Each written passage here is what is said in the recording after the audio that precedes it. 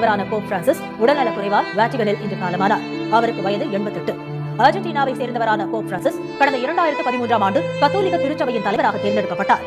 போர்களை முடிவுக்கு கொண்டு வந்து உலகில் அமைதி நிலவ வேண்டும் என்று வலியுறுத்தி வந்த அவர் நிமோனியா பாதிப்பால் ரோம் நகரில் உள்ள ஜெமினி மருத்துவமனையில் கடந்த பிப்ரவரி மாதம் சேர்க்கப்பட்டார். 38 நாட்கள் தொடர் சிகிச்சைக்கு பிறகு கடந்த மாதம் 23ஆம் தேதி வாட்டிகனுக்கு திரும்பினார். நேற்று நடைபெற்ற ஈஸ்டர் பண்டிகையின் போது செயின்ட் பீட்டர் சதுக்கத்தில் கூடியிருந்த மக்களுக்கு அவர் ஆசி வழங்கினார். இந்நிலையில் இன்று காலை 7:35 மணிக்கு அவரது உயிர் பிரிந்ததாக கார்டினல் கெவின் ஃபாரல் அறிவித்துள்ளார். இதையடுத்து 9 நாள் துக்கம் அனுசரிக்கப்படுகிறது. தொடர்ந்து இறுதிச் சடங்குகளுக்கான ஏற்பாடுகளும் செய்யப்பட்டு வருகிறது. போப் பிரான்சிஸ் மறைவு உலகம் முழுவதும் உள்ள கிறிஸ்தவர்களை சோகத்தில் ஆழ்த்தியுள்ளது. அமெரிக்க அதிபர் ட்ரம்ப், பிரான்ஸ், இங்கிலாந்து உள்ளிட்ட உலக நாடுகளின் தலைவர்கள் போப் மறைவுக்கு இரங்கல் தெரிவித்துள்ளது.